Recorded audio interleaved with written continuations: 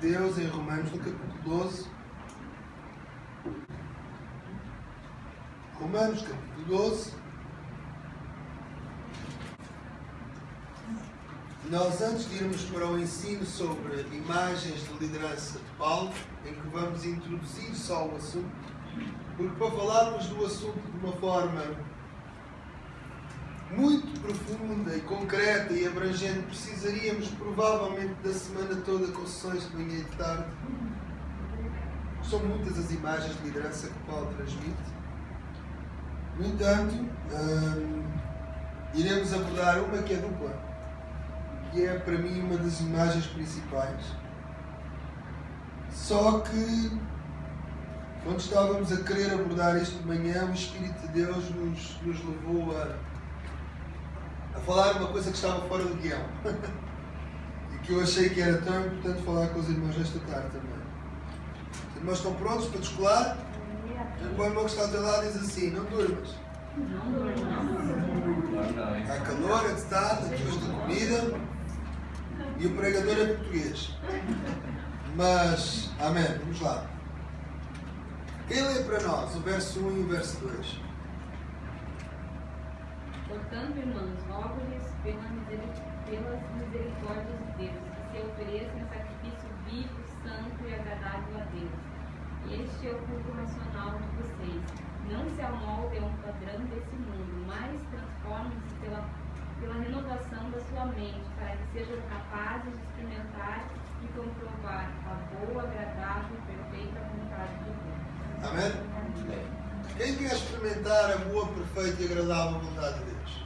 Amém. E há alguns que não estão com certeza com respeito a isso, mas vale a pena, irmãos. A vontade de Deus diz aqui que é boa, perfeita e agradável. Quem é que não quer experimentar coisas boas? Quem é que não quer experimentar coisas perfeitas? Quem é que não quer experimentar coisas agradáveis? E quem não quer experimentar uma coisa que é 3 em 1? Não é? Que é bom, que é perfeito e é agradável. Essa é a vontade de Deus. E todos queremos fazer a vontade de Deus. Quem quer? Amém. A minha pergunta é: estamos todos a viver a 100% a vontade de Deus na nossa vida? Quem está a viver a 100% a vontade de Deus na sua vida? Já viram a diferença? Se faz a pergunta de uma maneira e de outra? Todos nós sabemos. Desculpa estarei a chupar a bola, mas é para a garganta. Todos nós sabemos que há áreas da nossa vida em que nós ainda não estamos a viver a 100% a vontade de Deus. Verdade ou não?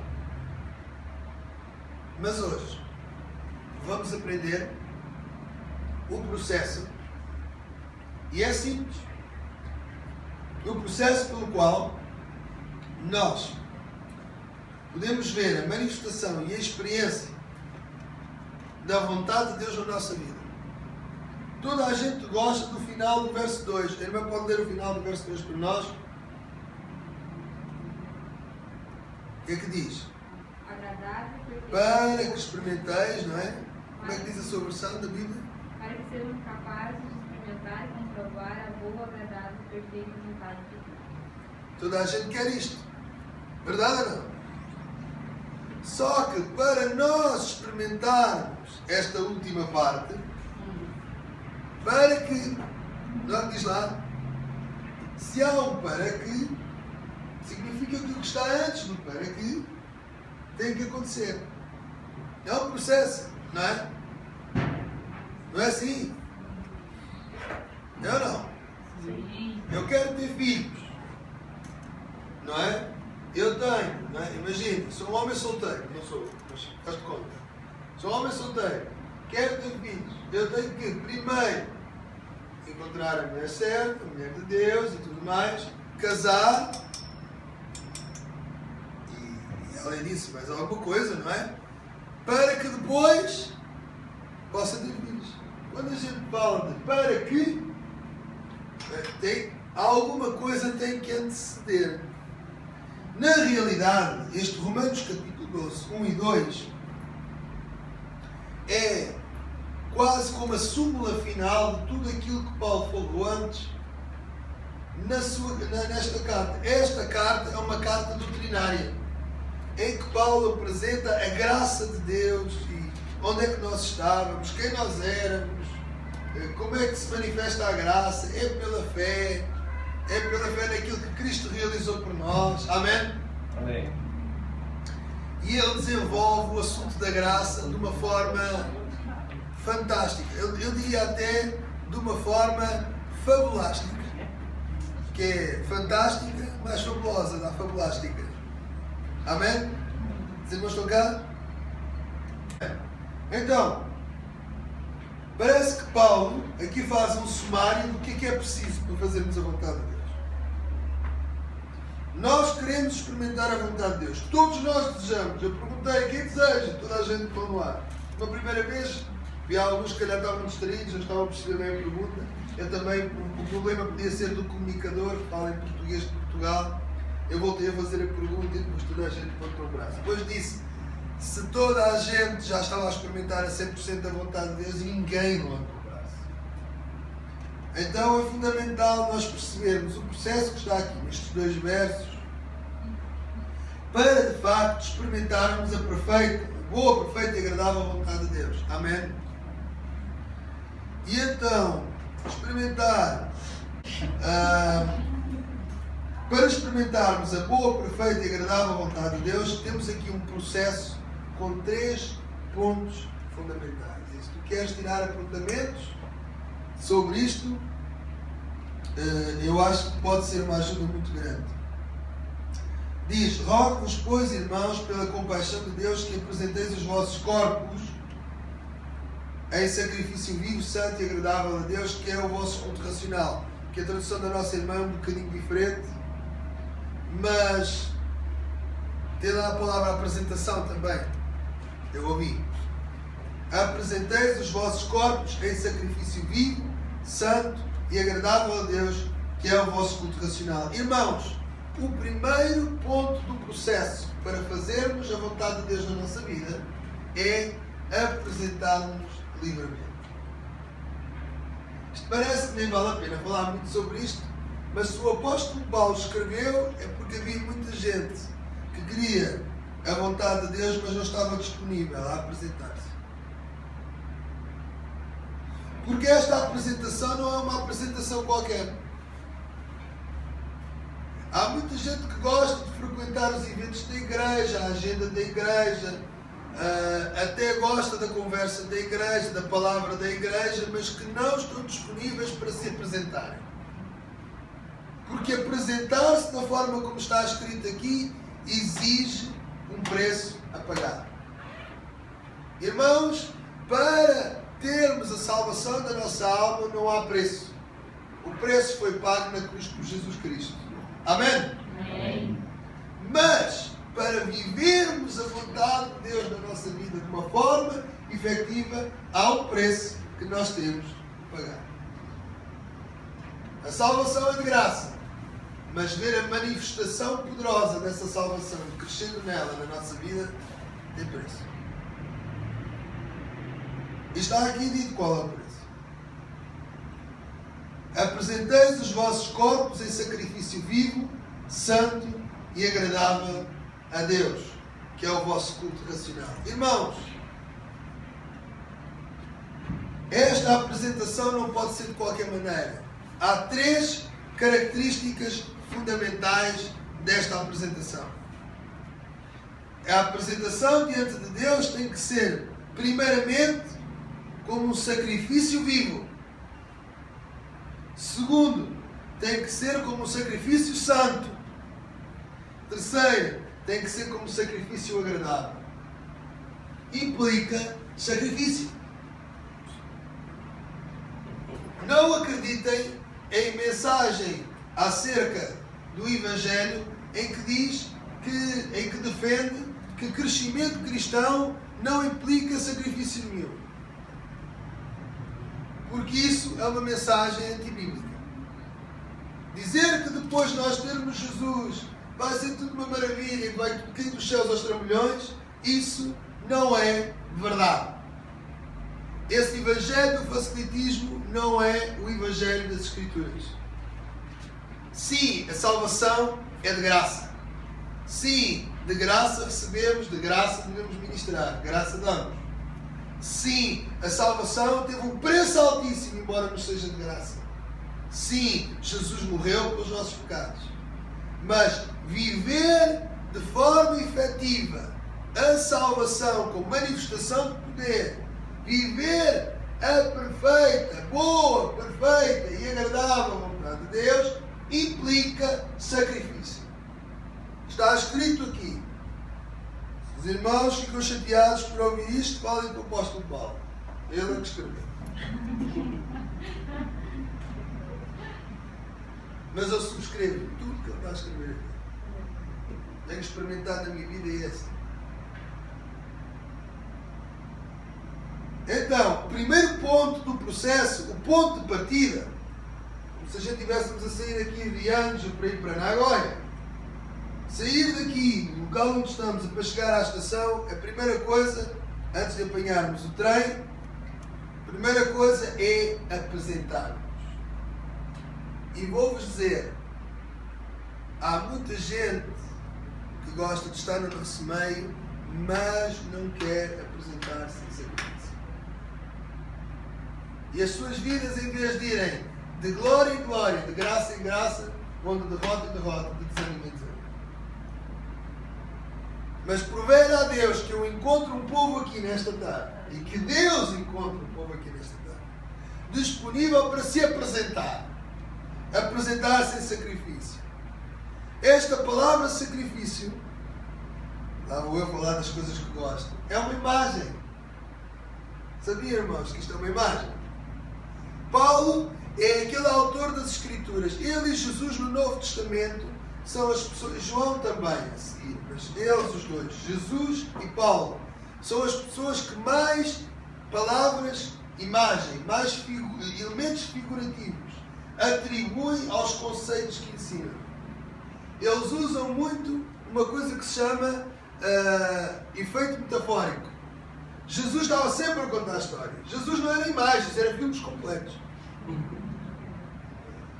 Estás-me a perguntar como é que é o reino de Deus? O reino de Deus é como um homem que tem 100 ovelhas. O que é isto, irmãos? Não são imagens? Não, mas não é uma imagem. É o filme todo. E este é o filme que tem 3 episódios. Os irmãos forem ler. Porque é a mesma parábola contada de 3 formas diferentes, tocando em assuntos completamente diferentes. Os irmãos, quando quiserem fazer uma exegese de Lucas 15, olha aqui umas boas ideias para os irmãos. Primeira ideia, as 3 parábolas falam do mesmo assunto, reino de Deus.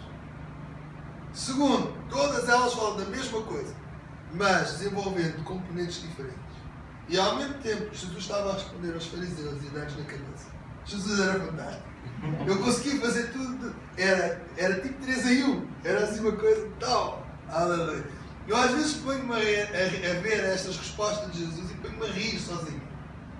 O sentido do humor de Jesus é assim uma coisa assim muito especial. Por exemplo, nesse caso em que ele conta esse filme em três metragens, que não são longas, são pequenas, é aí que eu tenho que aprender com Jesus, que ainda não aprendi. Deus me ajude. Eu preciso sempre de muitas palavras para dizer aquilo que Jesus dizia com poucas. Tenho que aprender a ser assim, mas não consigo. E ela diz assim, olha, o reino de Deus é... E eu vou dizer, o reino de Deus é cuidar dos perdidos que estão fora de casa, cuidar dos perdidos que estão dentro de casa. E deixar de ter uma mentalidade de pecado. E deixar de ter uma mentalidade legalista e passar a ter uma mentalidade gastadora. Foi a súmula de tudo que foi ensinado naquelas 3 parábolas. Jesus, em vez de dizer isso tudo, assim desta maneira, o que é que Jesus faz? Jesus ensina com histórias. E então é fantástico, não é? Pedagogo por excelência, Jesus diz assim, olha, o reino de Deus é como um homem que tem 100 ovelhas, vocês imaginem o filme, é aí o fantástico de usar imagens. É que nos permite imaginar o que se passa. E então ele está a contar as ovelhas entrarem no redil e falta uma ovelha. Falta uma ovelha, ele fecha o redil deixa as 99 e vai à procura da ovelha perdida. E anda por montes e valados a chamar pela ovelha. E lá ouve o som da ovelha, lá em qualquer sítio. E ele vai a correr, vê a ovelha lá presa, ferida. E ele pega na ovelha, retira daquele lugar de perigo, daquele abismo, e limpa-lhe as feridas, cuida das feridas, põe-a nos seus ombros, trá-la de volta. Amém? E depois faz uma grande celebração. Aliás, o elemento que é comum nas três histórias é a celebração. Há festa nas três histórias. Eu não sei como é que é possível haver crentes que são sisudos e nunca fazem festa. Porque Jesus é aquele que tem nas histórias dele a sempre festa. Amém? Amém? E o fantástico da história, se calhar, é que ele traz aquela ovelha perdida, já cuidada, porque achou que mata outra ovelha para celebrar com os amigos. Vocês já pensaram nisso? Não é? Chega a minha reputação. Vocês já pensaram? Diz que eles chamam-se os vizinhos e fazem uma celebração. Porquê? Porque a ovelha que estava perdida foi achada. E fala-nos da importância de irmos fora do redil buscar ovelhas que estão perdidas. Mas depois ele diz, mas o reino de Deus não é só isto. O reino de Deus é tal e qual. Aquela mulher que perde uma das suas moedas, das suas dracmas, das suas moedas, aquelas 10 moedas que estavam furadas e que se metiam, metiam-se num ferrinho, que aquilo servia como que o símbolo de compromisso do noivado. E o perder uma daquelas moedas significava o quê? Significava desonrar um compromisso. E então ela não queria correr o risco de ser apanhada a desonrar o compromisso. É interessante. E então ela varre a casa toda, dá a volta à casa toda, os móveis levantam o voo, voltam a sentar e tudo. Porquê? Porque ela perdeu uma moeda e sabe que ela está dentro de casa. E no momento em que encontra aquela moeda, reúne as amigas todas, faz uns bolinhos daqueles maravilhosos e serve um chá e tal, não é? Aquilo é perigoso, irmão, mas não pode fazer aquilo muitas vezes, porque aquilo não engorda, nós aqui engordamos, não é? E faz uma festa, uma celebração, porque afinal, aquilo que estava perdido dentro de casa, por falta de compromisso, foi ganho novamente. Encontrou-se aquilo que estava perdido dentro de casa. E dramaticamente há muita gente perdida lá fora, mas os irmãos não sonham a quantidade de gente que está perdida dentro de casa por falta de compromisso. A última história lida com os dois e lida qual é o problema dos dois, daquele que sai e daquele que entra. Os irmãos já ouviram nestes dias várias abordagens sobre a interpretação da história dos pródigos. Os irmãos assim, nunca tinha pensado naquilo, parece que é tudo a mesma história. E é tudo a mesma história e tudo os princípios que estão todos verificáveis na história e que estão todos presentes na história, mas que a gente tem que ver em várias parâmetros. Depois de dizer que há perdidos fora de casa e que há perdidos dentro de casa, ele aponta quais são as razões que levaram quer um, quer o outro a se perder. Então, Jesus apresenta a história de um pai e diz que o reino de Deus é como um pai que gasta tudo que tem em prol de não abrir mão daquilo que não pode perder. Ele sabia, o pai, que não tinha relacionamento com os seus filhos. E ele gasta tudo para ver se consegue ter um relacionamento com os seus filhos. Este é o pai que nós temos. Amém? Amém. Então diz que o filho que está perdido fora, no mundo, é aquele que está perdido no pecado, com a mentalidade do pecado. E aquele que está perdido dentro de casa é aquele que está com uma mentalidade legalista, com uma mentalidade de salário. Ambos, quer o que está com a mentalidade do pecado, que é quem é religioso, um está perdido fora de casa e um está perdido dentro de casa. Vocês já viram? Não é interessante a ideia? Jesus explica isto tudo. Usa o quê? Imagens. Filmes. Paulo. Ainda não havia cinema naquela altura e Jesus já fazia melhor do que as produções aí de cinema. Amém? Paulo era tal e qual.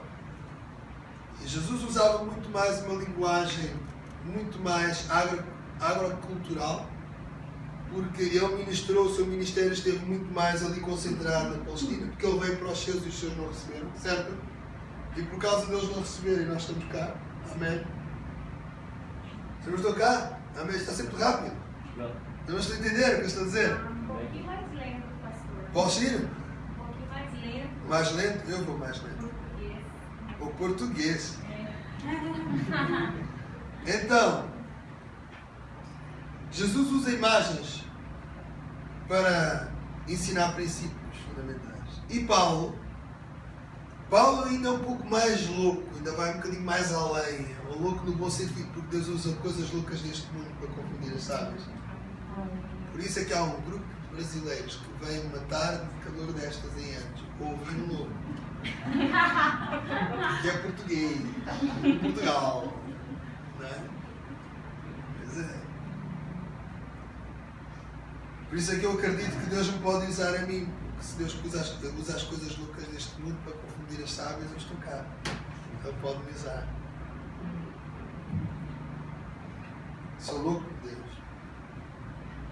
Então Paulo usa um vocabulário ainda mais rico, porque ele usa a linguagem de desporto, ele usa, a gente já vai ver isso na segunda sessão, ele usa linguagem dos tribunais, né? Do desporto. Ele diz que prossegue para o alvo, para a meta, ainda que não a tenha alcançado. Ele usa uma vez até uma expressão de dizer: não sabeis vós que todos correm no estádio, mas apenas um leva o prémio, não é?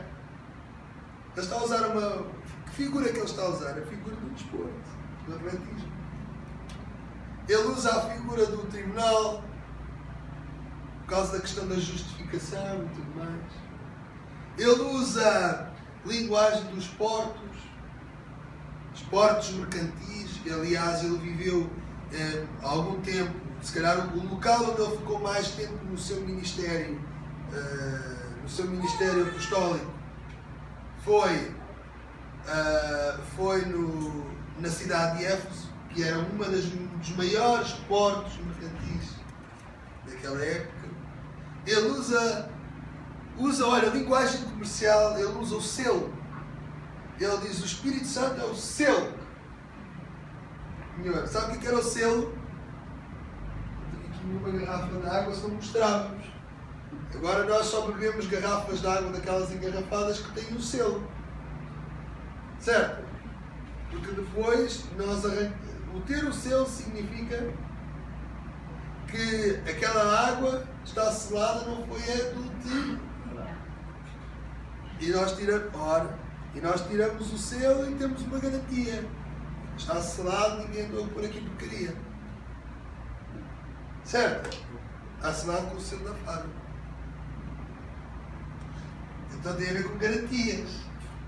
Certo? Já viram? O apóstolo Paulo usa só figuras. E neste texto, ele usa uma figura. A figura do sacrifício. Mas isso é uma figura, não é? É porque os irmãos não... Pronto, alguns de nós temos a possibilidade às vezes de aprofundar estas coisas e de irmos ver o grego e vermos estas coisas todas. Esta palavra que está aqui para sacrifício é exatamente a mesma palavra que é usada no Velho Testamento, na versão grega do Velho Testamento, na Septuaginta, para o sacrifício pela expiação dos pecados. Ou seja, alguém contemporâneo de Paulo, quando estava a ler a carta em grego, olhava para esta palavra e imediatamente o que é que lhe saltava para a cabeça? O sacrifício lá, a imolação lá dos cordeiros, para pagamento, para expiação do pecado. Paulo, desta forma, traz o quê? Traz cor, traz cheiro, desperta os nossos outros sentidos, não é? Os irmãos imaginam, quando a gente lê aqui, diz assim: apresenteis os vossos corpos em sacrifício vivo, sacrifício santo, sacrifício agradável a Deus. se os irmãos agora ligarem a esta palavra sacrifício, começarem a imaginar os sacrifícios que aconteciam pelo perdão dos pecados no Velho Testamento, lá no tabernáculo, quando alguém tinha um pecado, ele trazia um cordeiro sem mancha e entregava ao levita, e o levita chegava ali ao altar e punha aquele cordeiro no altar, e conseguia-se imaginar o agonizar daquele cordeiro, não é? O barulho, o clamor, os gritos de gemido daquele cordeiro a ser queimado, o fumo da incineração, da combustão daquele corpo em resgate do outro que o está a oferecer. Consegue sentir o cheiro, consegue-se ver a cor, há muito sangue por ali. Ou não? Isto tudo ganha, é como se fosse um filme. Os vossos corpos têm que ser apresentados em sacrifício vivo, santo e agradável a Deus. Amém? O propósito da nossa entrega, da nossa apresentação, deve ser agradar a Deus. Vira para o irmão que está ao teu lado. A tua vida deve ser pagar o preço para agradar a Deus. Esse é o motivo. Amém? Então a última expressão, agradar a Deus, ser agradável a Deus, é uma expressão de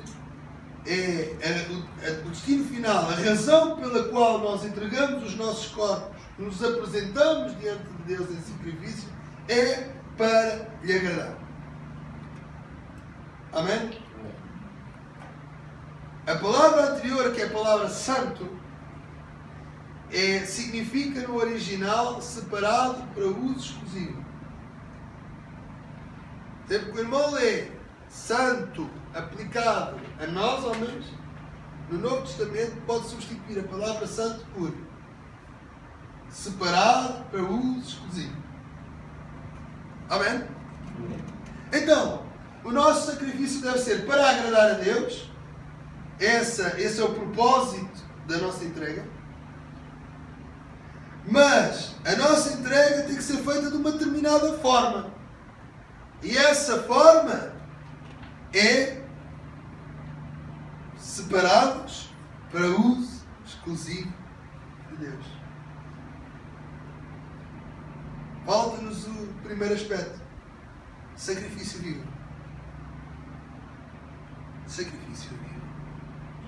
Então, isto fala-nos do quê? O que é preciso para manter um sacrifício vivo? Imaginem lá então, eu tinha pecados, eu tive muitos. Entregue aqui um cordeiro, aqui a levita, o sacerdote, e é o sacerdote da casa, não tem problema. Chego ao pé dele e digo assim: olha, pequei, venho aqui entregar o cordeiro em substituição. Era assim que se fazia no Antigo Testamento, não é? E ele, o sacerdote, o levita, disse: sim senhor, pega no cordeiro, chega-se aqui ao altar, deposita o cordeiro no altar, e aquele cordeiro começa a arder, começa a agonizar, começa a ver aquele barulho todo, sangue por todo lado. Pá, que é isto? Está isso que o texto está? É óbvio que está. A gente precisa de ler as coisas e pensar nelas e investigá-las. Claro que para mim, se calhar com conhecimento das Escrituras, em termos com conhecimento, pelo menos com alguns conhecimentos que tenho de grego, ajuda-me bastante a perceber exatamente o que é que está lá escrito.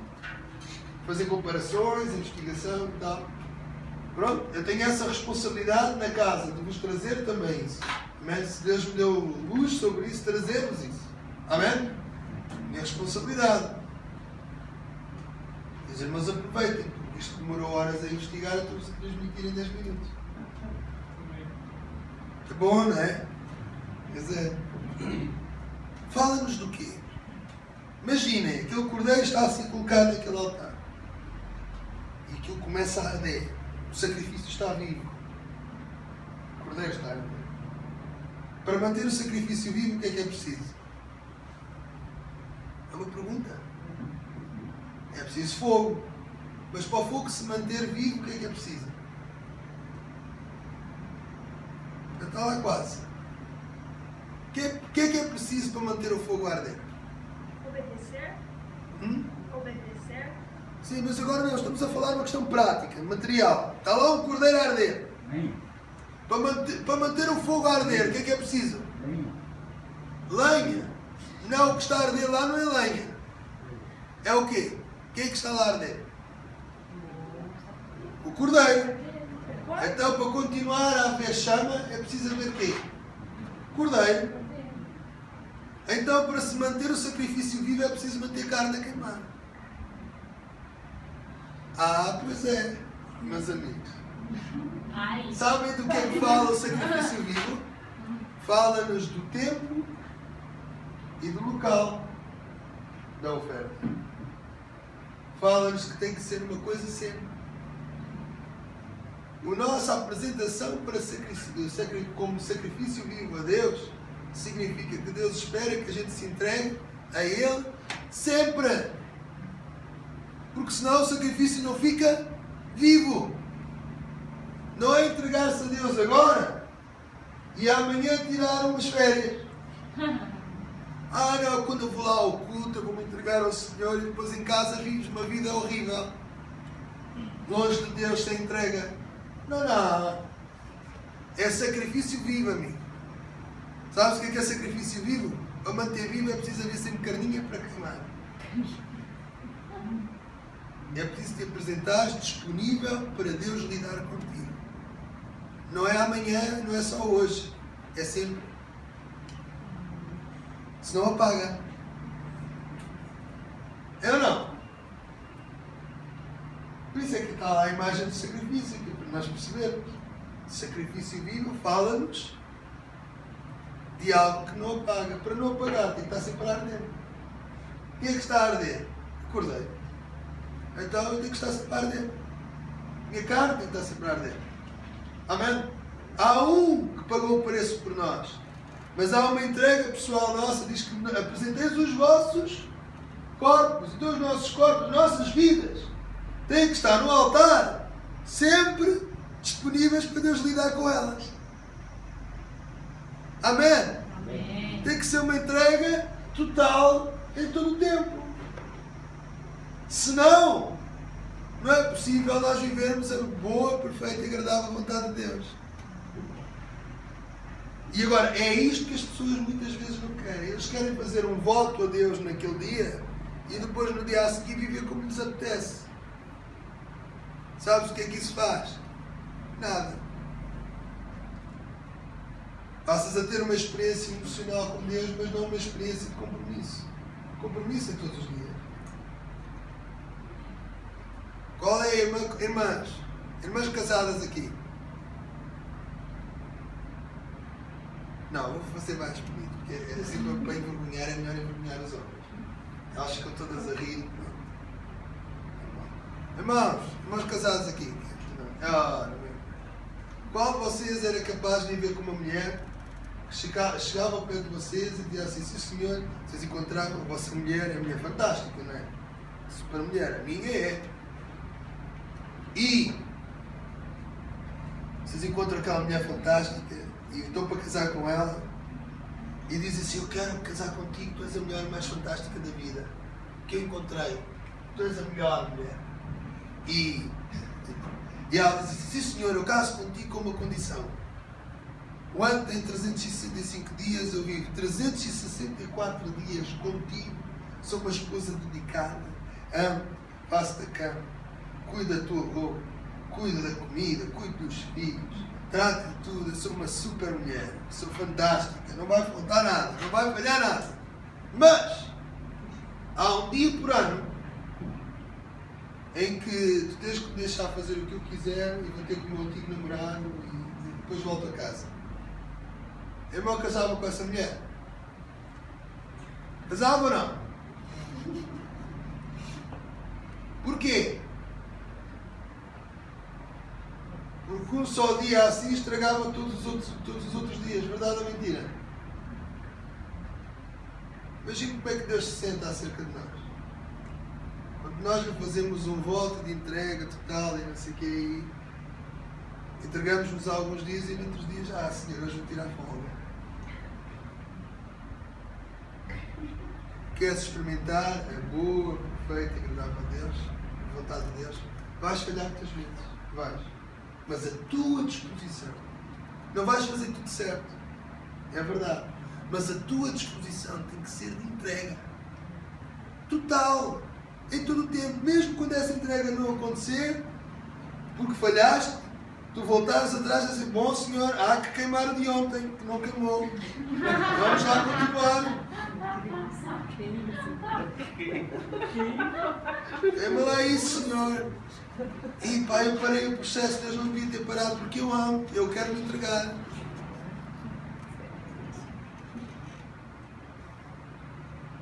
Amém ou não amém? Amém. Este português às vezes é duro. Aquele brincalhão, fala língua estranha. Mas eu acho que vocês perceberam bem sem interpretação, não foi? Deu para perceber, não deu? Deu para sentir. Está queimando. Está queimando. Tchê, irmão, essa queimou, essa é cultura, né? Até eu estou aprendendo brasileiro, né? Deus é grande. Deus é grande. Aleluia. Primeiro ponto, apresentar-nos para uma entrega total. Não foi isso que ele disse lá àquele homem rico?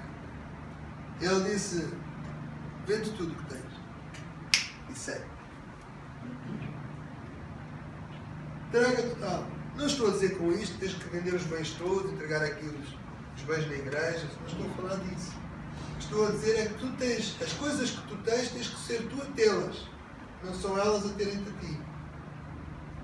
Já viu a diferença? Eu tenho dinheiro, mas o dinheiro não me tem a mim. Uma diferença tão grande. Tão grande. Amém. Bom, vamos parar neste ponto, porque este ponto já está. Já doeu, né? Já queimou. Entrega total. Sacrificial. Quando é sacrifício, há preço. Bom, entregar tudo mesmo. Mesmo aquilo que a gente não quer dar. O Senhor é digno de tudo. Sabe porquê? Porque Ele não deu partes de Jesus por nós. Ele não nos deu uma salvação parcial. Ele deu-nos tudo o caminho. É que o reino de Deus é o pai extravagante que dá tudo. Fica sem a propriedade toda para ganhar os dois filhos. Se pensaram nisso. Não é fantástico? Amém. E diz que isto do sacrifício vivo, santo e agradável a Deus, é o nosso culto racional. Então, o que é que Deus quer que a gente apresente? Esta coisinha aqui, dentro desta caixinha. Culto racional fala-nos de raciocínio. Sabe o que é que nós temos que nos dispor a entregar sempre para uso exclusivo de Deus? De forma a agradar? É a forma como nós pensamos. Porque tudo aquilo que nós somos, ou seremos, está dependente daquilo que nós pensamos. Em Provérbios 23, nós não vamos lá ler, diz, eu posso dar depois a sequência a seguir, diz: aquilo que o homem pensa acerca dele próprio, isso ele é.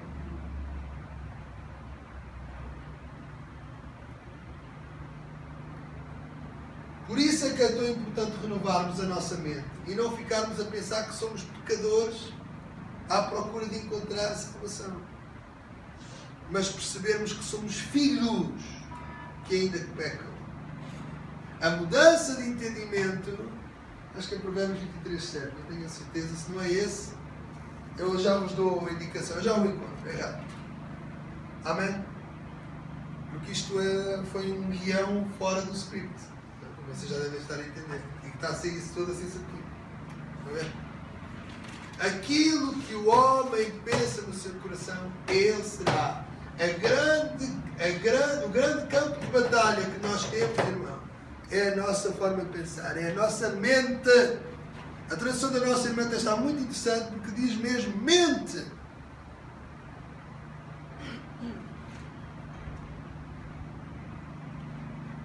É aí. O inimigo envia-nos, as coisas enviam-nos dardos inflamados, pensamentos. Agora, ficar com esses pensamentos, dar espaço a esses pensamentos, ou mudar ou não esses pensamentos, está na nossa mão. E alguns irmãos estão a olhar para mim e dizem: o quê, irmão? A gente pode mudar os nossos pensamentos? Sim, senhor. Oh, yes. Se calhar os irmãos vão descobrir uma coisa fantástica para ter vitória hoje. Nós ensinámos um princípio prático sobre isso hoje de manhã, e o pastor Queijo chegou ao final e disse assim: olha, isso foi mesmo muito bom. Não estava no script, mas estava muito bom. Aleluia. Diz, então primeiro é apresentar-nos, certo? Meu pai não está a lado e diz assim: apresenta-te. Não fujas com o rabo à seringa.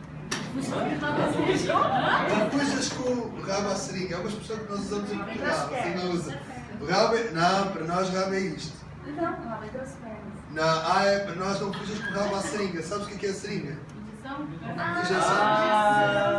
fuja da seringa. Não fuja da seringa. Então desculpem, olha, o regionalismo português para vocês se rirem de cara. Não fujas com o rabo à injeção. É seringa. Seringa é o que ele envolve quando está a injeção. É a seringa. Porque em inglês também é assim, é syringe. É a seringa.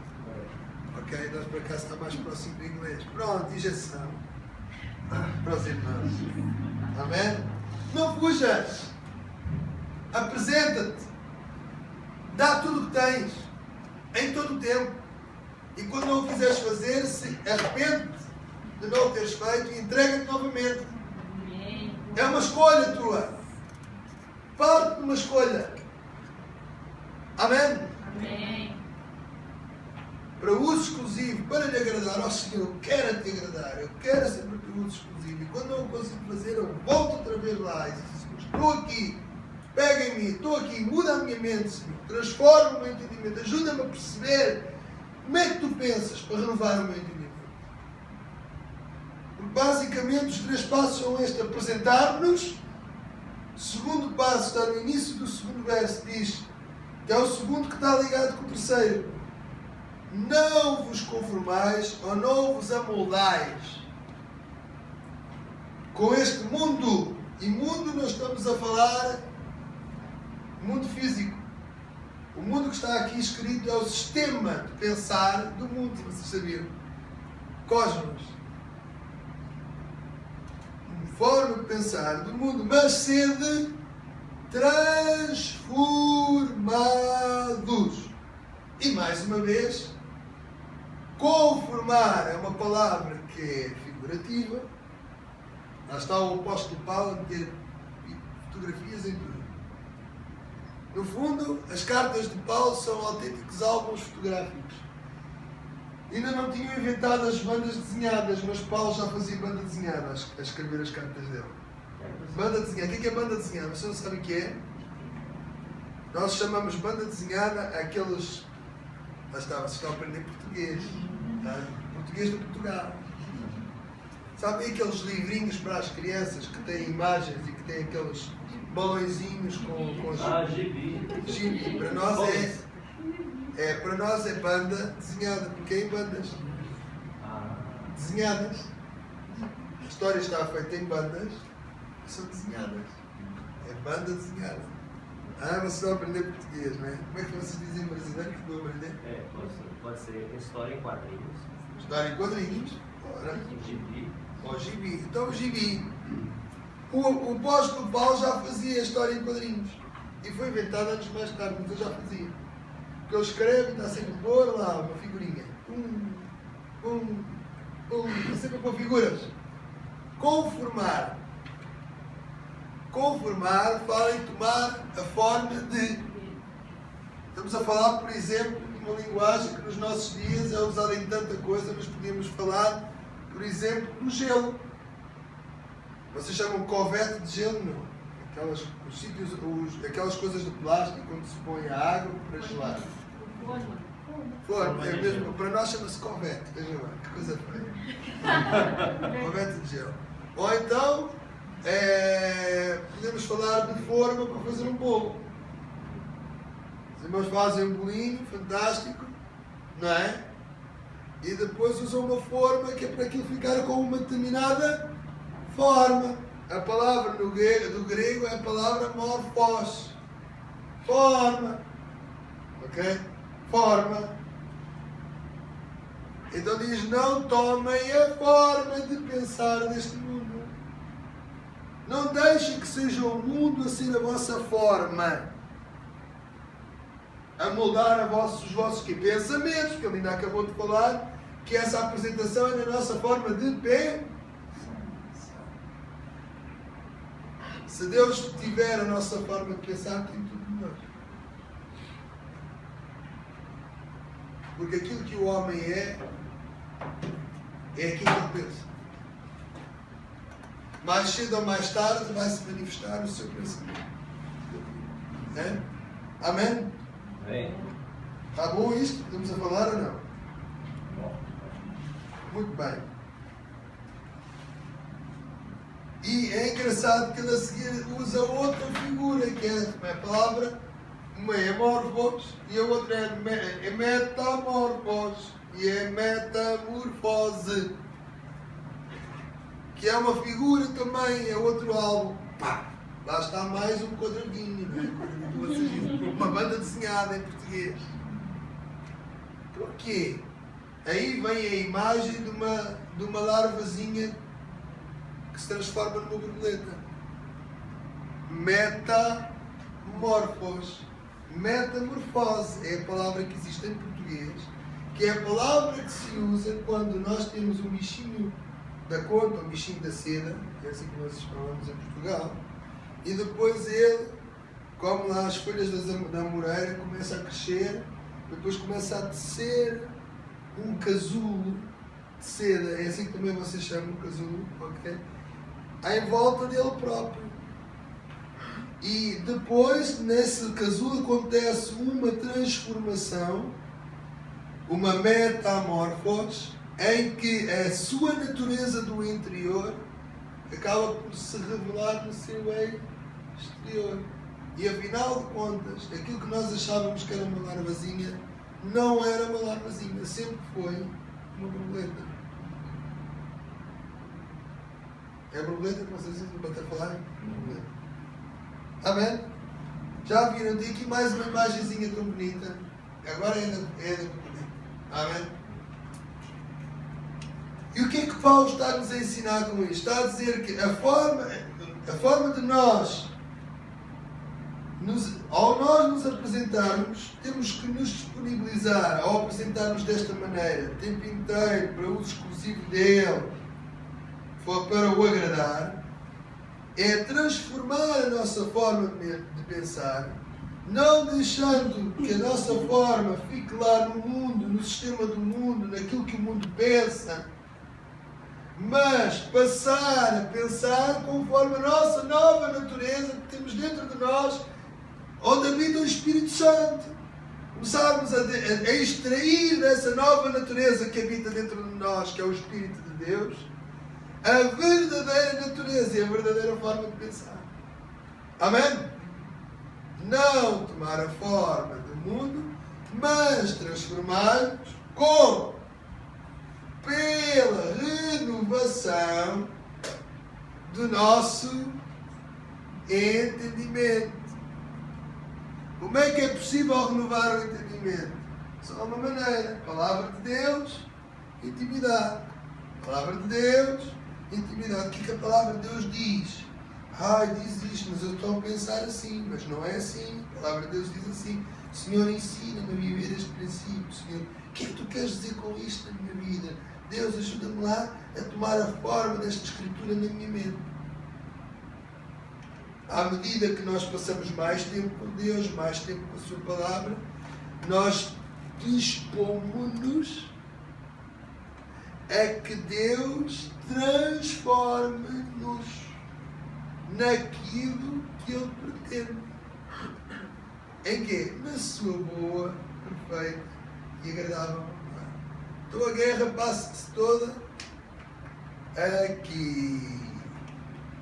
Amém? A cabeça. Alguns de nós, se nos cortassem a cabeça, já não havia problema, não é? Estou a brincar. Não acreditem nisso. Viver é muito bom. Vocês não entram no espírito suicida que existe aqui no Japão.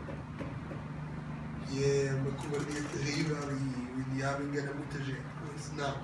Isso nunca é solução. A solução é assumirmos as nossas responsabilidades e lidarmos com as coisas com a ajuda de Deus. Transformar a mente. Tudo tem a ver com o pensar. O mundo pensa, não há problema. Então, uma facadinha no matrimónio não faz mal nenhum. Você não tem a expressão facadinha no matrimónio. Mandar uma facada no matrimónio. Pronto, fidelidadezinha, não faz mal a ninguém. Toda a gente faz. As Escrituras dizem que não. Que a única forma de tu viveres intimidade é com Deus e para o homem com a sua esposa, para a mulher com o seu marido. Não percebi. Não ouvi. Amém, até que enfim, obrigado. Oh, que difícil isto. Deus não fez o Manuel para o Joaquim, nem a Eva para a Maria. Deus fez o Adão para a Eva. E a mim acho que isto aqui arruma o caso, não é? Adão e Eva. Não. Adão e Eva, e não foi nem o Manuel com o Joaquim, nem a Eva com a Maria. Vou usar nomes bem portugueses. Mas vamos pensar que isto só acontece com os portugueses. Não tem problema. O pensamento deste mundo não há problema. Experimenta. Com mais que um parceiro, de qualquer maneira. Não, o que interessa é o prazer do momento, que amanhã morres. Isso é uma visão contrária das Escrituras. Porque nós já vimos que a existência acontece sempre. Não há cessar de existência. E portanto, amanhã morres. A morte, na realidade, nas Escrituras, nunca é ausência de vida. Vira para uma questão de idade e diz assim: lembra-te. Morte não é ausência de vida. Não é ausência de vida. Não. Sabe? Ou de existência. Se calhar a melhor palavra é existência. Vida verdadeiramente a gente só tem com Deus. Mas morte não é ausência de existência. Porque o que acontece mesmo na morte física é a separação do espírito e do corpo. Na realidade, morte nas Escrituras é sempre separação. E a forma que está ao teu lado diz assim: morte é sempre separação. Quando Deus disse, no dia em que dele comer, certamente morrerá, estava a falar de separação entre o Deus e o homem. Certo? Muito bem. Então, olha, irmão, não pense em viver a tua vida de qualquer maneira, porque no final vem juízo. Está escrito: vive uma vida que agrada a Deus. Não penses que depois, a vida é curta, há que aproveitar. Não é nada curta, nunca mais acaba. E vais ter que prestar contas. E sabes qual é a coisa mais, o inferno da questão, para quem não pensa em prestar contas? É que o período de vida que temos de teste aqui, no máximo são 70, 80, 90 anos, para quem tiver muita robustez. Só que o resto que há de vida para a frente é muito maior. Amém. Então é melhor trabalhares bem estes 70, 80, 90 anos, para escolheres bem onde é que vais viver o resto do tempo. Porque estar a pôr em causa a eternidade toda, o lugar onde tu vais viver por causa de 70, 80 anos, acho que é mau negócio. É ou não? Temos que transformar a nossa forma de pensar. Então, em vez de dar lugar à luxúria, tem que dar lugar à intimidade correta com Deus. Sabe o que é a luxúria? Vou assim traduzir de uma linguagem muito mais clara. A luxúria é essa coisa do adultério, e pode ter mais variadas maneiras, não é? Pode assumir as formas só pensado, efetivado, tudo mais, não é? Sabe o que isso é? Formas ilícitas de intimidade. Normalmente as pessoas que têm problemas com adultério são pessoas que canalizam a sua necessidade de intimidade pela forma errada. Amém. Eu sei que a mensagem está um bocado dura de tarde, depois do almoço, mas desculpa, eu sou responsável por entregar aquilo que Deus me inspirou a fazer. E estou-me nas tintas para fazer meus pés. Diz, epá, que arrogante, não, que humilde. Porque humildade é fazer aquilo que Deus nos chamou para fazer. Ponto final. Mesmo que isso significa ser julgado por toda a gente. Mas tu queres dizer, é isso mesmo, pois é. E não estou, irmãos, sinceramente, a minha ideia estar aqui esta tarde não é ser popular, nem populista. Eu sei que não deve haver esse problema, porque o pastor subscreve aquilo que eu estou a falar, e se não subscrever, ele tem a autoridade nesta casa para dizer assim, irmãos, não é assim como eu disse. E eu submeto-me à autoridade dele, porque que é o líder aqui da casa. É o problema de muitos ministros itinerantes não é fazerem isto. Isso é outra pregação. Certo? Eu não tenho problemas, porque eu não vim aqui para ser popular. Eu vim aqui comprometido com Deus, com a igreja, para marcar as vossas vidas, para vocês viverem uma vida de acordo com a vontade de Deus. E, portanto, eu nem quero saber. Se tu não gostaste, olha, para o lado do prato não comas, mas é um problema teu. Vais prestar contas a Deus, porque Deus comigo. Portanto, o que eu tenho que fazer é apresentar o cardápio, a carta, apresentar-te a comida, e tu comeres ou não é contigo. E se isso significar eu perder qualquer popularidade, mas ganhar algumas para Cristo, ótimo. Se isso significar a perder a popularidade ao ponto de não ser convidado mais vezes nenhuma a ministrar nesta casa, não tem problema nenhum. Sabem porquê? Porque para mim é mais importante o que Deus pensa acerca de mim do que vocês pensam. E isto é humildade. Isto dizer-se, estou nas tintas, para que tu gostes ou não gostes, porque para mim eu sei que Deus está a aprovar aquilo que eu estou a dizer. É que é importante. Eu sei que é assim um bocado duro, é a portuguesa, é assim, pá. Mas é. E é o quê? Gostes ou não gostes? Adultério, luxúria, é uma tentativa ilegal de satisfazer uma necessidade que é normal, real e que Deus nos criou com essa necessidade. Mas Deus, quando nos criou com essa necessidade, Ele definiu os padrões nos quais nós devíamos viver essa necessidade. E os padrões é intimidade vive-se, 2 pontos, em termos sexuais, só com a tua mulher, se és homem, só com o teu esposo, se és mulher. Ponto. O teu esposo, a tua mulher. Vê a singularidade da palavra. Tudo demais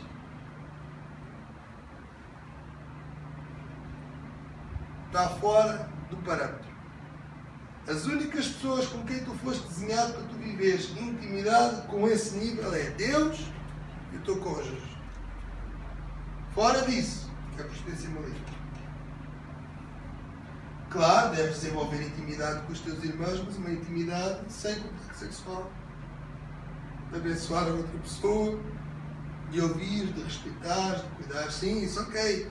Há vários níveis de intimidade. Mas intimidade a este nível, Deus definiu o protocolo, é dentro daquele protocolo. E essa é a forma lícita. Deus diz, não há mancha. Diz, é sanctified, em inglês, eu decoro os versos em inglês porque é complicado.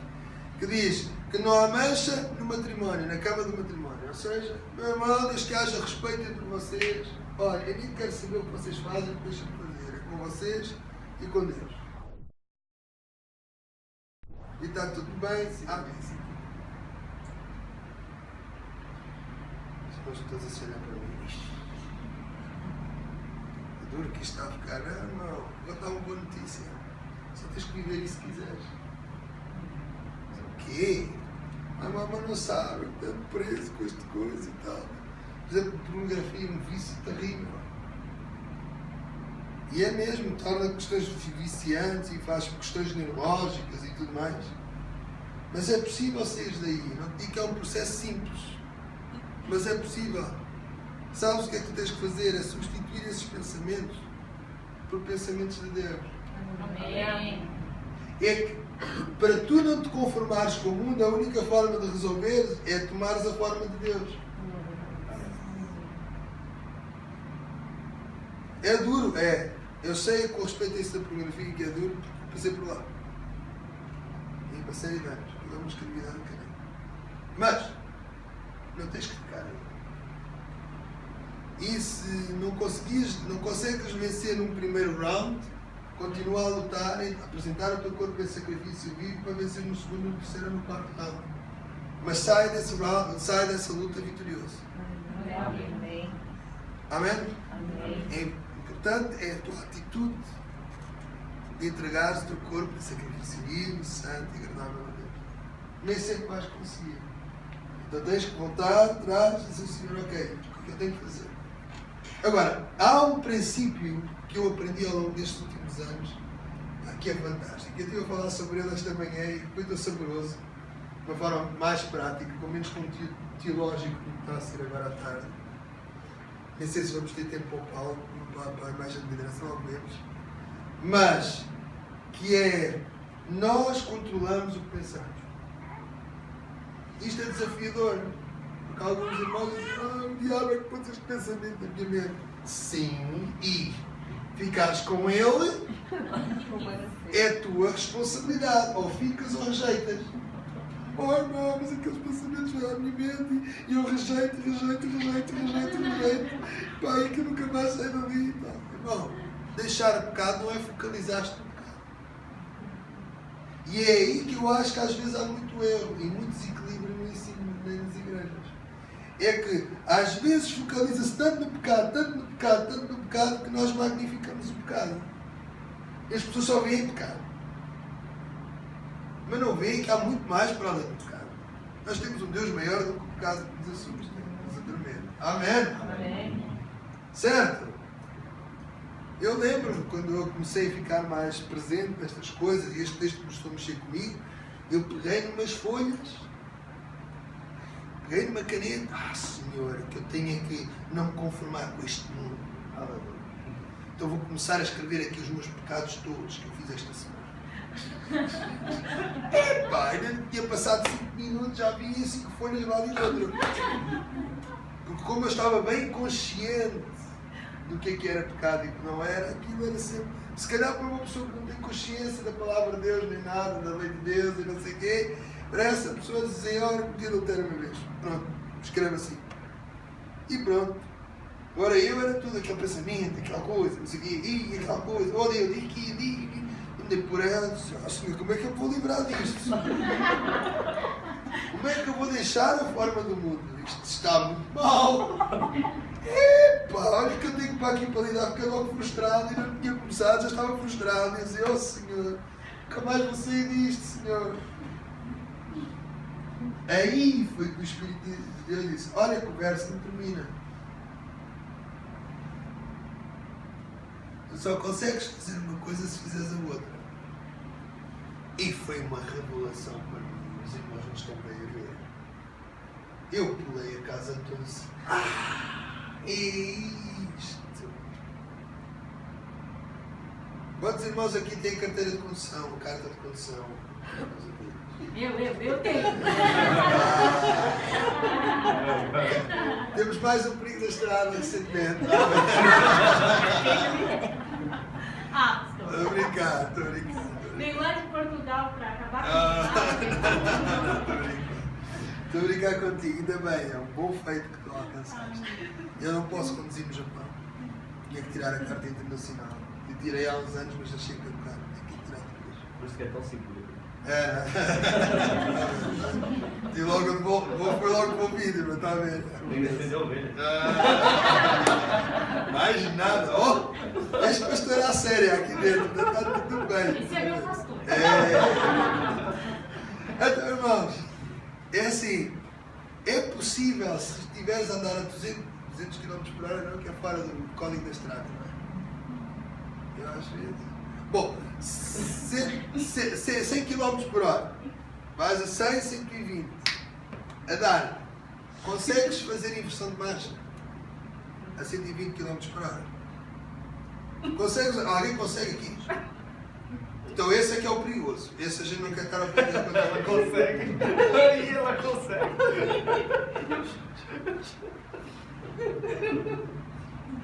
Andar a grande velocidade é fácil fazer uma inversão de marcha. Agora, se formos a pequena velocidade, facilmente mudamos a marcha. Claro, podes inverter a marcha se perderes o controle do veículo. Não tens mãos para a velocidade e o veículo vai para um sítio qualquer. Não é? Isso também acontece. Não é? Mas eu com isto estou-vos a querer trazer também uma ilustração. Afinal, o apóstolo Paulo usa também usa, não é? Que é a ilustração do seguinte, meus irmãos. Se tu virares as costas ao pecado, tomares a decisão do sacrifício vivo, santo e agradável a Deus, todos os dias, dizes, Senhor, o meu destino és tu. Eu vou deixar o pecado para trás e vou avançar. Foi só que falámos ontem. E vou prosseguir para o alvo e vou pôr o pé no acelerador. E eu vou entrar numa intimidade a sério contigo, ler as Escrituras, deixar as Escrituras mexer comigo. Vou começar a abençoar outros que estão à minha volta da igreja para servir a eles, porque nessa forma Deus também trabalha na minha vida. E vou começar a entrar em tempos de oração, ter tempo com Deus e deixar Deus mexer comigo e entrar em velocidade, em alta velocidade de intimidade com Deus. Estás em alta velocidade para Deus, o inimigo, para te pôr a fazer inversão de marcha, tem que te pôr muitos obstáculos à tua frente, mas muitos. Tem que ir pondo coisas para tu parares. E tu tens tempo para descobrir que estás a abrandar a marcha, passa-se alguma coisa. Nem chegas a pecar ainda. Alô? Daí que aquilo que temos estado a falar sobre intimidade com Deus, é vital para a tua própria segurança espiritual. Vais a alta velocidade no sentido de Deus. Epá, o inimigo tem que pôr muitas cascas de banana para te fazer cair. Mas muitas. Porque não é assim de qualquer maneira. Agora se tu ainda vais, ó Senhor, o Senhor está daquele lado, o pecado está aqui, tu estás a olhar para o pecado. O pecado é tão bom, Senhor. Eu vou um bocadinho contigo, Senhor. Eu vou mais atrás, está a ver? Depois o inimigo põe ali assim a cena assim com doce e tu dizes, não custa nada só aquele doce.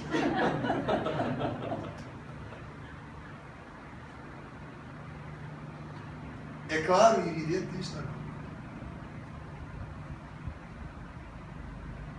É como nós orarmos, Senhor, livra-me da tentação e colocamos no lugar onde podemos vir a ser tentados. Senhor, livra-me da tentação. Vim para a disco à night em vez de estar no culto.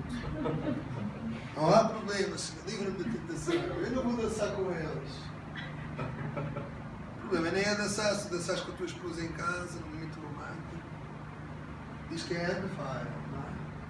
Se tu estiveres em alta velocidade, no sentido de Deus, é muito difícil. É preciso muita coisa para inverter a tua marcha. Então, a maior segurança que tu tens para viveres uma vida que agrada a Deus, mesmo assim às vezes ainda se cai, ainda se peca, é quando tu tens uma intimidade a fundo com Deus, é quando tu fazes tudo o que está ao teu alcance para te entregares em sacrifício vivo, santo e agradável, a fazer entrega total. Vamos para a frente. Isso é uma segurança fantástica. Mas o que eu descobri foi radical. É que eu não tenho que me focar no pecado. Aquelas 5 folhas, lá divido outras, assim, eu só estou há 5 minutos a escrever. Se tenho isto tudo para lidar na minha vida, perfeito, nunca mais saio daqui. Tenho que viver 400 anos, se calhar. Tu devias buscar alguma coisa próxima da perfeição e tenho que estar a trabalhar todos os dias. Porquê? Focalizar no pecado. Não. Focaliza-te em Deus. Olha, se tu podes decidir os teus pensamentos, faz isso. Nós podemos mudar os nossos pensamentos. Olha, lembra-me está a falar assim, mas não sabes que coisas que passam. Passo outras. Se calhar já passas as mesmas, já passei as mesmas que tu passaste. E o que é que eu tenho que fazer? Tenho que criar estratégias de defesa junto da palavra de Deus. E a melhor estratégia é o ataque. Eu contei a minha estratégia de defesa para o adultério aqui hoje de manhã e toda a gente saiu. Eu tenho uma família em que, por várias gerações, especialmente do lado paterno, todos os homens foram apanhados com questões de adultério comprovado. Então, todos mulheregos, pronto. Gostam do género mulher, mas nenhuma em particular. Não me fiz entender, pois não. Gostam de todas. Desde que o género seja feminino, está tudo bem. Não é? E é natural que se o inimigo apanhou ao longo de uma série de anos, isto até é escriturista, é natural que se o inimigo nos apanhou na minha família uma série de anos seguidos, gerações seguidas, exatamente na mesma área, que ele veja que como não há padrão que tenha visto em condições nessa área, que ele me tenta apanhar exatamente nessa área. Então os irmãos podem imaginar, às vezes eu vou com os meus amigos todos atletas, que trabalham ali fortemente, para ter aqueles músculos ali, aquilo eles fazem assim e faz logo aqui assim.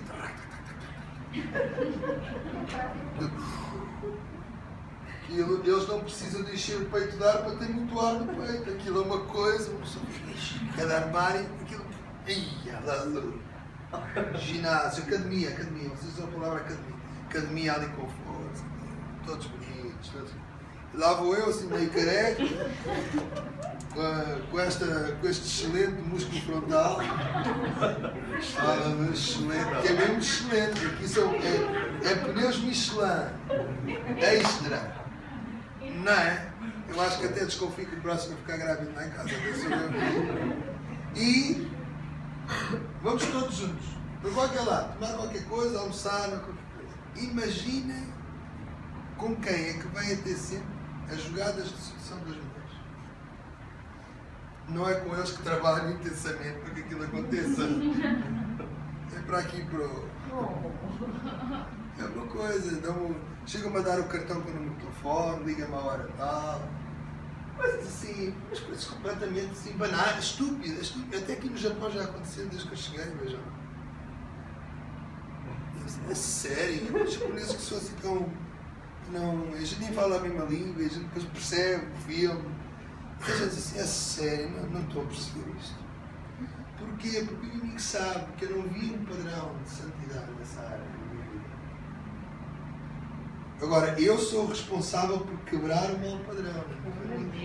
Amém. O meu filho vai ter que ver em mim, para que ele não tenha ele que lidar no futuro com esse problema. Ele vai ter que ver em mim esse padrão. Eu tenho uma grande responsabilidade. Sabe, foi assim com o povo de Israel.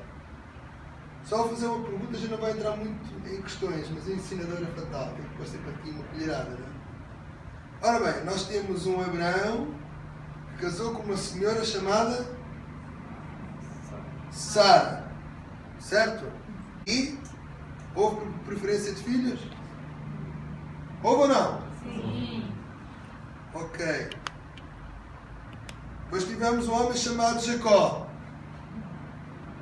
Porque eu estou a seguir por aqueles que tiveram direitos de primogenitura. O Isaac, o Ismael, ele vendeu o direito de primogenitura dele, lembra-se? Portanto, o primogênito. Sim, o Isaú. Desculpa. O Isaú que significa vermelho. Não é? Por isso é que eu não sou do Benfica, apesar de ser do vermelho.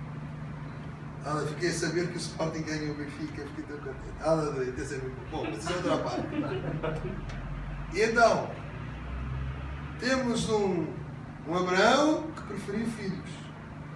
O que é que o filho imediatamente a seguir faz? Prefere filhos. O que é que faz o primogênito a seguir? O que ganhou por direito a primogenitura porque o negociou, foi Jacó, tinha preferência de filhos. Verdade ou mentira?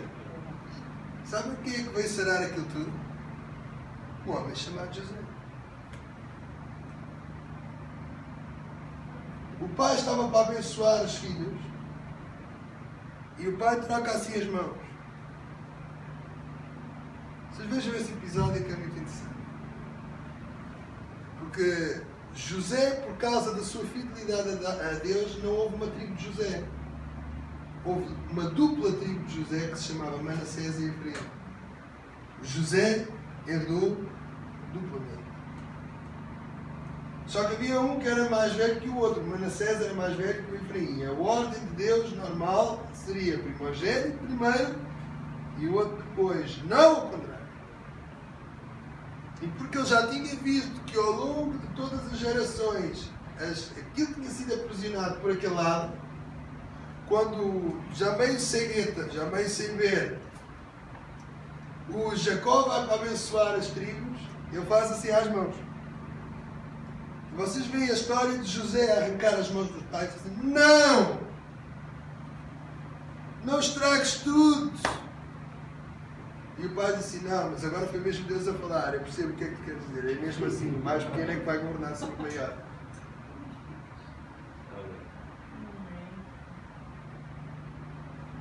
Já viram a questão geracional? Então, olha, eu sou o feinho do grupo e o ataque é sempre comigo. Amém? Eu já percebi isso, percebi a questão geracional. Percebi que esse era um foco de ataque, então fiz o trabalho de casa. Amém. E é aí que se tem que fazer. Irmão, sabe quando é que é a grande tentação? A grande tentação não é no momento da pressão. Não é no momento da tentação. Sabe onde é que se faz o trabalho? É antes e é depois. Olha, o que a Corina está a dizer? Claro, Jesus fala numa parábola de dois construtores. Um constrói na rocha e o outro constrói na areia. Eles conseguem estar a construir quando está a haver tempestade? Não. Eles constroem antes. Fazem o trabalho de casa. Um construiu na areia, a coisa correu mal. O outro constrói na rocha e a coisa correu bem. Amém? Amém. E depois vem a mesma tempestade para toda a gente. E fica certo, irmão. Tempestade vai vir à tua vida. Isto é certinho, certinho, certinho. Tu vais ser testado nas tuas convicções. Agora, o que vai fazer a diferença não é como tu te comportas na tempestade, é como tu te comportaste antes. Amém. Então tens que fazer o teu trabalho de casa. Eu não estou à espera do momento em que a moça arregaça a saia, como elas fazem aqui no Japão, que eu já vi. É uma coisa impressionante. Aqui no Japão é terrível. Eu apanhei aí um comboio daqueles suburbanos antes de ir para cá. E aquilo passou à frente de uma escola. As miúdas todas entraram. Aquilo é uma coisa que não é possível. Como é que é possível as miúdas estarem já tão enganadas sempre pequeninas, meu Deus? Entram todas lá com o uniforme da escola. Assim que chegam dentro do comboio, ou do trem, né? Para vocês entrarem, fazem assim. A puxar a saia para cima. Incrível! Mas automático, estou a falar umas com as outras.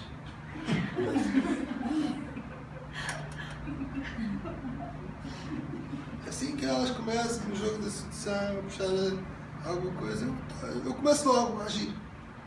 Porque já fiz o trabalho de casa.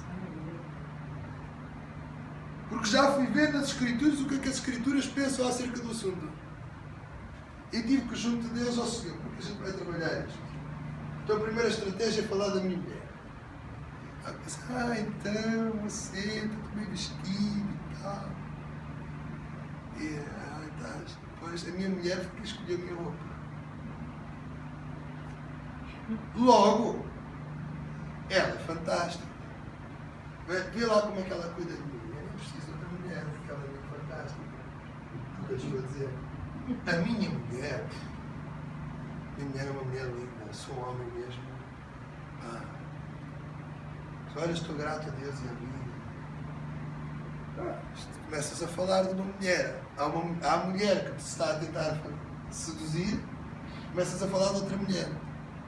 Aquilo, ela até pode aguentar algum tempo, mas depois chega a uma altura, começa a patinar. E depois assim, pá, aqui gastar o meu tempo, deixa-me ir embora. Mas depois há outras que gostam da gente usar uma aliança e de já ter uma mulher. Assim, pá, se tem uma mulher, é porque ela viu qualquer coisa nele. É uma coisa esquisita que as mulheres têm, mas que é assim. E então, ele gosta tanto da mulher, se ele fosse o meu marido, ia gostar muito de mim. Então começam a investir mais. É essas. Eu tenho o plano B.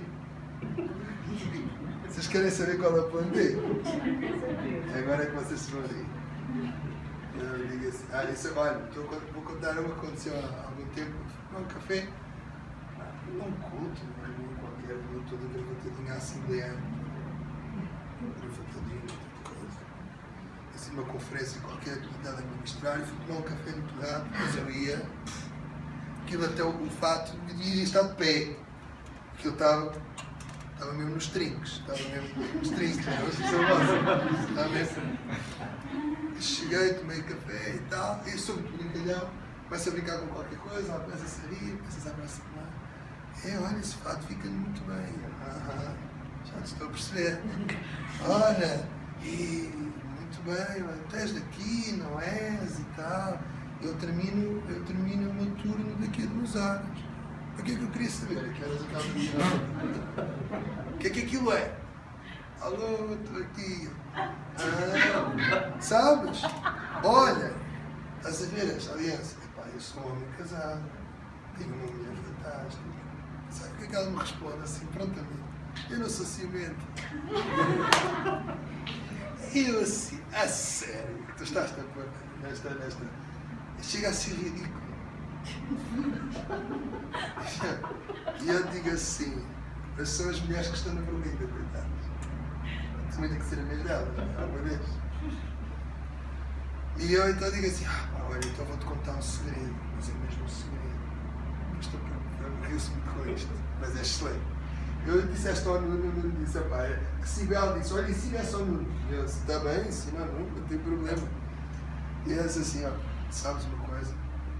Tem que te contar um segredo. Tem que te contar um segredo, só uma casar, tal. Um bocado complicado confiar nisto, mas vou-te contar um segredo. Conta. Anda lá que já vais ver.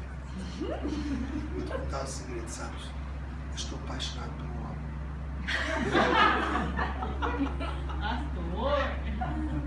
Vou até ao fim. E normalmente eu paro aqui para ver a cara. É lindo. Mas faz assim uma cara. És gay? Não sou gay. Eu sou apaixonado por um homem que se chama Jesus Cristo. Ele é o meu Deus. É o meu Senhor. E ainda mais do que a minha mulher, eu amo ele.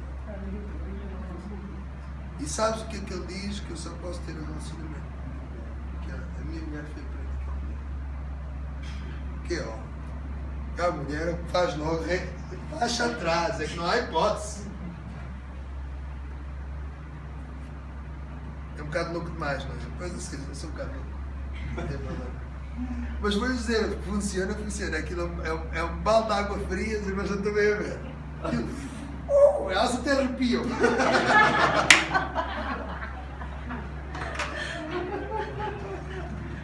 Só tive que usar este meio de vezes, mas funcionou também. Foi tão bom. E eu estou a rir-la. Irmãos, hoje é mais difícil ser homem do que ser mulher. É este respeito. Porque antigamente os homens é que eram os predadores, não é? Hoje são elas. E elas têm muito mais astúcia, têm muito mais conversa e conseguem fazer valer muito mais os seus direitos sobre nós. Sempre foi assim. Ninguém nos está a ouvir. Mas em muitas coisas, e ainda bem que temos às vezes mulheres equilibradas ao nosso lado. Porque muitas vezes elas já tomaram uma decisão que nós achamos que nós tomamos um mês antes. Elas, um mês antes de nós decidirmos, já estão a preparar o filme. E a gente cai que nem os patinhos e pensamos que fomos nós que decidimos. Amém? Uma capacidade incrível de astúcia que as mulheres desenvolveram. E às vezes é bom que assim seja, outras vezes é mau. É verdade isto que eu estou a dizer. E no mundo em que vivemos hoje, no que diz respeito a esta questão da luxúria, infelizmente as mulheres estão a tomar dianteiras que, vou-vos dizer, até chega a ser ridículo, porque mulheres oferecerem-se quase como moeda de troca por um ídolo que se chama o ídolo da companhia, o ídolo da aceitação. É terrível ver essas miúdas pequeninas a puxarem-se aí para cima. Isto no fundo é oferecerem-se para terem um bocado de atenção. Que engano do diabo. Que coisa horrível. E que perigo e que dano que faz à sociedade. Bom, significa que nós podemos escolher o nosso discurso e podemos escolher o que nós pensamos. Quero ter um exemplo disso. Eu usei o exemplo da manhã que é: vamos todos agora fazer um exercício de pensamento. Vamos todos pensar nos elefantes cor-de-rosa. Pensem todos, irmãos. Elefante cor-de-rosa. Elefante, grande, tromba, cor-de-rosa, assim bem pink. Fantástico, lindo, bicho, fofinho. Não é? Muito bem. Qual é o maior monumento do Japão? O maior monumento do Japão. Maior.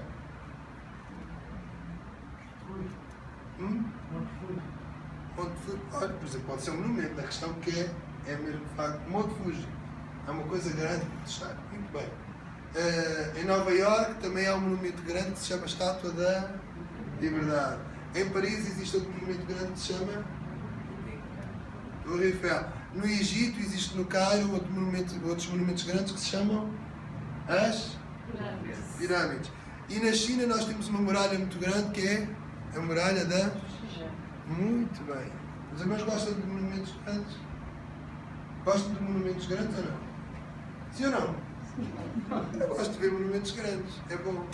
Em Londres tem a Tower Bridge, aquela torre que abre assim, não é? Muito bem. E onde é que ficou o elefante cor-de-rosa? No momento em que nós começámos a pensar em monumentos grandes, o que é que aconteceu ao elefante cor-de-rosa? No momento em que começámos a pensar e a focalizar noutra coisa, o elefante cor-de-rosa foi embora. Era. Sabe o que é que isto quer dizer? Que aquilo onde nós focamos o nosso pensamento é aquilo que nós pensamos. Então, se calhar uma boa estratégia é tu pensares nas coisas que Deus pensa. É tu descobrires nas Escrituras, fazeres o teu homework, e quando tu és confrontado com alguma coisa, pensas como Deus pensa. No lugar de valorizar uma mulher que tem é um modelo mais recente do que a mulher que eu tenho lá em casa, não? É novos airlons, tem novos para-choques, tem aquelas coisas todas. Mas o que o Senhor me disse, o pensamento de Deus é que eu não preciso ser abençoado com o que está fora de casa, mas eu tenho que valorizar o que está dentro da minha casa. Então eu começo a glorificar a Deus pela minha mulher, a dar graças a Deus, a valorizar, a começar a pensar em cada um dos detalhes que eu preciso da minha mulher. E na medida em que eu faço aquilo, está a passar a outra mulher e acabou. E se calhar sou capaz de passar pela próxima florista e comprar uma flor e doar à minha mulher, porque afinal tenho que pensar nela. Certo? Eu é que escolho o que é que eu ponho aqui dentro. O inimigo ataca-me com pensamentos poderosos. Sim, mas incubar, dar força a esses pensamentos é a minha escolha. Então é bom que eu esteja cheio de pensamentos de Deus, para que nem sequer aqueles dados inflamados do inimigo me afetem. Mas se eles me vierem a afetar, eu rejeito aquilo no nome de Jesus. pensar numa coisa de Deus. Aleluia. Amém? Amém. E quando eu faço isso, então, eu não tomo a forma do mundo pensar e tomo a forma de Deus pensar. E quando isso acontece, quanto mais eu tenho a minha mente focalizada em Deus, mais eu me transformo e me torno igual a Ele. E quando isso acontece, então o que eu vou manifestar? A boa, a agradável e perfeita vontade de Deus. Irmãos, o que Deus nos oferece é um prazer de vida inteira, de longo curso.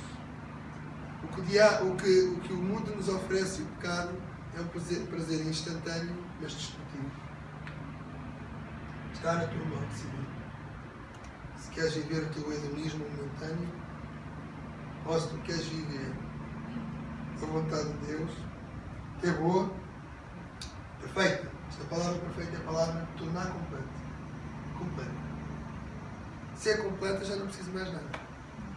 Boa, completa e agradável. Vontade de Deus. Para terminar, gostava de deixar convosco um texto, porque nós podíamos ter dúvidas sobre o que pensar. Paulo deixa-nos bem claro o que é que devíamos pensar. Portanto, Filipenses 4:8 diz: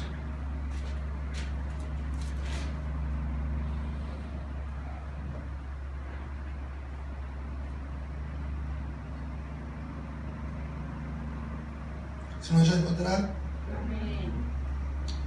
quanto ao mais, irmãos, tudo o que é verdadeiro, tudo o que é honesto, tudo o que é justo, tudo o que é puro, tudo o que é amável, tudo o que é de boa fama, se há alguma virtude e se há algum louvor, o que é que diz a seguir? Nisso pensai. Então já há aqui uma lista enorme de coisas que nós podemos pensar e que são de Deus. É só escolher uma delas. Amém? Amém.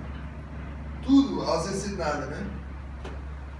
Quanto ao mais, irmãos, tudo o que é verdadeiro, tudo o que é honesto, tudo o que é justo, tudo o que é puro, tudo o que é amável, tudo o que é de boa fama, se há alguma virtude, se há algum louvor, nisso pensamos.